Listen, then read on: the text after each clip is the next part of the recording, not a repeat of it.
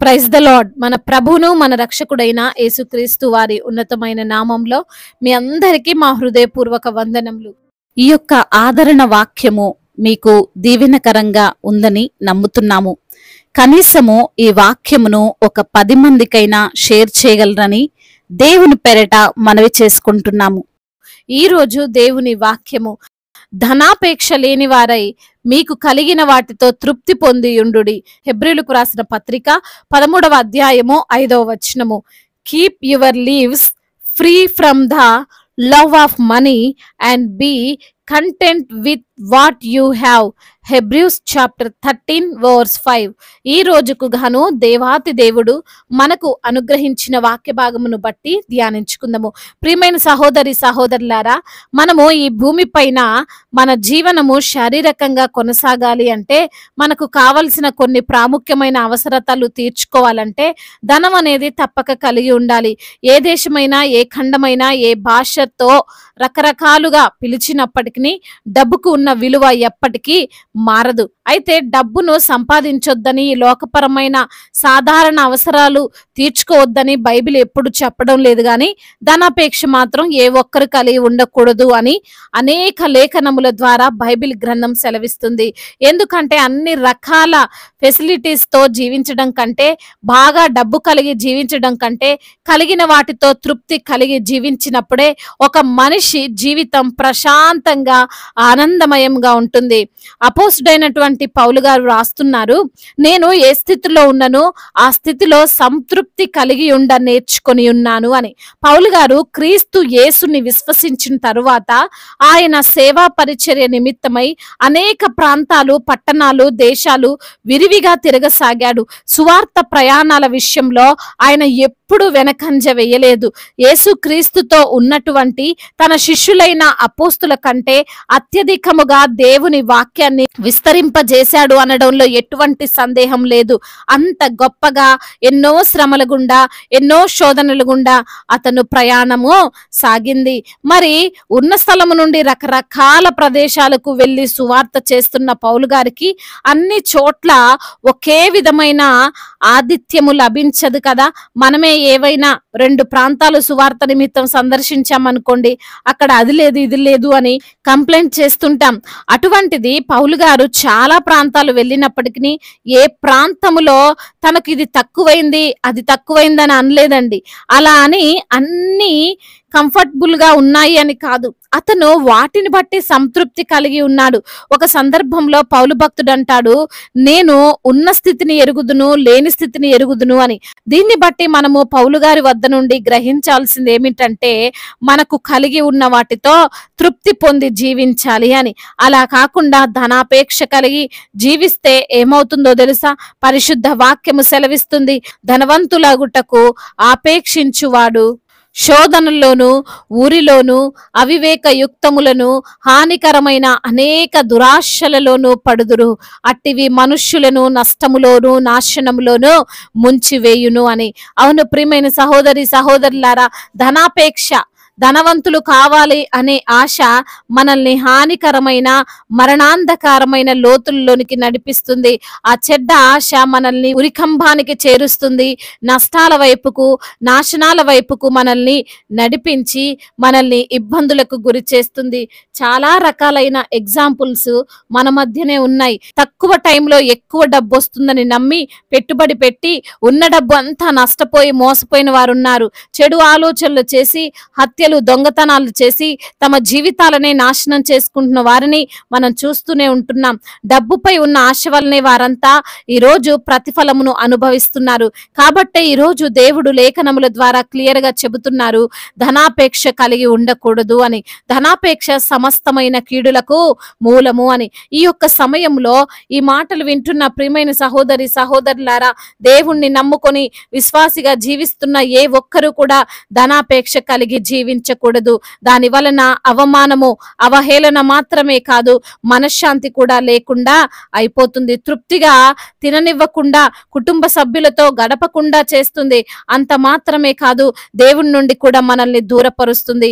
లేఖనములు సెలవిస్తున్నాయి, ధనాపేక్ష వలన కొందరు దానిని ఆశించి విశ్వాసము నుండి తొలగిపోయి నానా బాధలతో తమను తాము పొడుచుకొనిరి అని.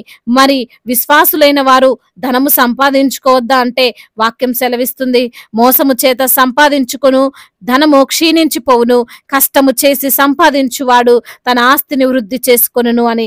కాబట్టి ప్రియమైన సహోదరి సహోదరులారా, మనము ధనంపై ఆపేక్ష లేని వారమై జీవించాలి. డబ్బును మన అవసరాల కోసం ఉపయోగించుకుంటున్న రోజులు ఏమీ ఉండదు, కానీ దానిపై ఆశతో కూడబెట్టుకొని ధనవంతులుగా మారిపోవాలంటే మనకు తప్పకుండా శ్రమలు ఎదురవుతాయి. అందు నిమిత్తమున దేవుని బిడ్డలముగా ఉన్న మనము మనకు కలిగిన వాటితో, దేవుడు అనుగ్రహించిన వాటితో, ఇవ్వబోతున్న వాటితో సంతృప్తి కలిగి జీవించాలి. అంతేగాని ఎదుటి వారిని చూసి మనము తప్పుడు మార్గములో సులువుగా కనపడి చిక్కులు పెట్టే పాపములో మనము పడకూడదు. అవి మనల్ని నాశనం వైపుకు నడిపిస్తాయి. అందు నిమిత్తమున దేవుని ప్రతి బిడ్డ ధనాపేక్ష లేకుండా జీవించు వారముగా ఉండాలి. ఆయనకి మహిమకరంగా, మన కుటుంబానికి ఆశీర్వాదకరంగా ఉంటుంది. దేవుడు ఈ మాటలను దీవించి మన హృదయములో ఫలింప చేయునుగాక. వాక్య భాగమును బట్టి ప్రార్థించుకుందాము. ప్రతి ఒక్కరు కూడా ప్రార్థనలో ఏకీభవించగలరు. ప్రార్థన. మహాశక్తి సంపన్నుడా, మహోన్నతుడా, కృపా కనికరములు కలిగిన దేవా, జీవాధిపతి, మీకు స్తోత్రములు తండ్రి. అయా, నీవు తండ్రి ఉన్నవాడవు, అనువాడవు ప్రభా, మా మధ్య ఉన్న దేవుడవు. ఈ రోజున లేఖనము ద్వారా మీరు మాతో మాట్లాడారు ప్రభా. ధనాపేక్ష సమస్త కీడునకు మూలమని, అయా ధనాపేక్ష లేని వారై మాకు కలిగినటువంటి వాటితో తృప్తి పొంది ఉండమని, అయా సూటిగా తేటగా మీరు మాతో మాట్లాడి మమ్మల్ని బలపరిచినందుకు స్తోత్రాలు. అవును నా ప్రభువా, అయా మాకు కలిగిన వాటితో సంతృప్తి కలిగి జీవించమని, దేని కొరకు మేము ఆరాటపడే వారముగా ఉండకూడదని అయా మమ్మల్ని హెచ్చరించారు, సరిచేశారు, బలపరిచారు ప్రభువా. ఎందరైతే బిడ్డలు ఈ రోజున వాక్యమును విని ప్రార్థనలో ఏకీభవిస్తున్నారో వారిని పేరు పేరున దీవించండి అయ్యా, ఆశీర్వదించండి, బలపరచండి. మీ కృప, మీ యొక్క కనికరము, మీ యొక్క దయగల హస్తము ప్రతి బిడ్డకు తోడుగా ఉంచండి నా తండ్రి. అనారోగ్యముతో బాధపడుతూ, అయా అనారోగ్యమును బట్టి కృంగిపోతూ, భయాందోళన చెందుతూ నాకేమైపోతుందో అని ప్రభువా అయా బిడ్డలు వాపోతుండగా అయా వారిని మీరు ధైర్యపరచండి. వారికి కలిగిన అనారోగ్యమును యేసు నామములో కొట్టివేయండి అయ్యా. అద్భుత కార్యాన్ని వారి పట్ల మీరు జరిగించమని బ్రతిమిలాడుకుంటున్నాము తండ్రి. అదే విధంగా నా ప్రభు, ఆర్థిక సమస్యలను, అప్పుల భారాల నుండి బిడ్డలకు విడుదల దయచేయండి నా తండ్రి.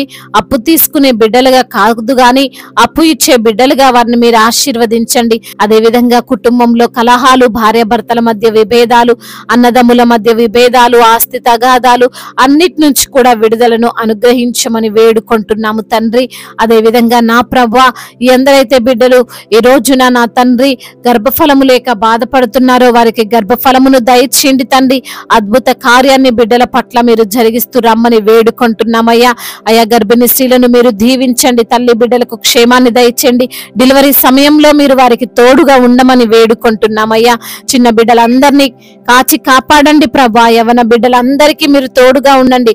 యవన వయసులో మీ కాడిని మోసే కృపను దయచేయమని బ్రతిమిలాడుకుంటున్నాం తండ్రి. బిజినెస్ చేస్తున్న వారిని దీవించండి. ఆ వారి యొక్క బిజినెస్ తండ్రి ఫలభరితంగా ఉండునట్లుగా కృప చూపించండి. చేతి పని చేసుకున్న వారిని దీవించండి.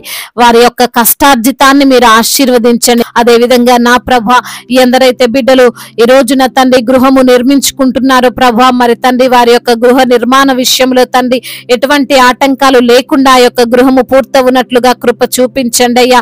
అదే విధంగా నా ప్రభువా, కోర్టు సమస్యలు, ల్యాండ్ సమస్యలు అన్నిటి నుంచి కూడా విడుదలను దయచేయమని బ్రతిమిలాడుకుంటున్నాం ప్రభువా. అదే విధంగా అధికారులందరికీ మీరు తోడుగా ఉండండి. మా భారతదేశమును దీవించండి అయ్యా. సమాధాన దేశము, ప్రేమ కలిగిన దేశము అయ్యా. ఎటువంటి తారతమ్యాలు, గొడవలు, అల్లర్లు ఎటువంటివి లేకుండా తండ్రి సమాధాన పరిచే దేశముగా మా భారతదేశాన్ని మీరు నిలవబెట్టండి తండ్రి. అదే విధంగా స్వార్థికులను మీరు బలపరచండి అయ్యా. మిషనరీస్ ని మీరు దీవించండి అయ్యా. మీరే ప్రతి ఒక్కరికి తండ్రి తోడుగా ఉండండి.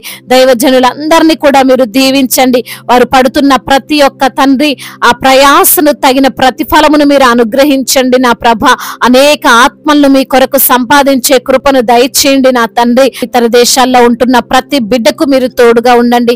వారు పడుతున్న ఇబ్బందులు శోధనలన్నిటి నుంచి కూడా విడుదల దయచేయమని, అదే విధంగా నా ప్రభువా ఇంకా తండ్రి చెప్పుకోలేనటువంటి బాధతో అయా విరిగి నలిగిన హృదయంతో ఎందరైతే తండ్రి మీ సన్నిధిని చేరి మొరపెడుతున్నారో అయా వారి దుఃఖమును కొట్టివేసి వారికి సంతోషమును ఆనందమును వారికి అనుగ్రహించమని, అయా మీ యొక్క నామానికి మహిమకరంగా వారు జీవించే కృపను వారికి దయచేయమని బ్రతిమిలాడుకుంటూ మానాథుడు సర్వశక్తిమంతుడు సజీవుడు బలవంతుడైన యేసుక్రీస్తు వారి మహోన్నతమైన నామంలో ఈ ప్రార్థనను అడిగి వేడుకొని పొందుకొని ఉన్నాము మా ప్రియ పరలోకపు తండ్రి. ఆమేన్. ఈ రోజు పెళ్లి రోజు మరియు పుట్టినరోజు జరుపుకున్న వారందరినీ దేవుడు దీవించి సకల మేలులతో సకల ఆశీర్వాదములతో కృపా క్షేమములతో శాంతి సమాధానముతో మెండైన దీవెనలతో దేవుడు మిమ్మల్ని నింపునుగాక. మీ యొక్క ప్రార్థన అవసరతలను మాకు తెలియజేయగలరు.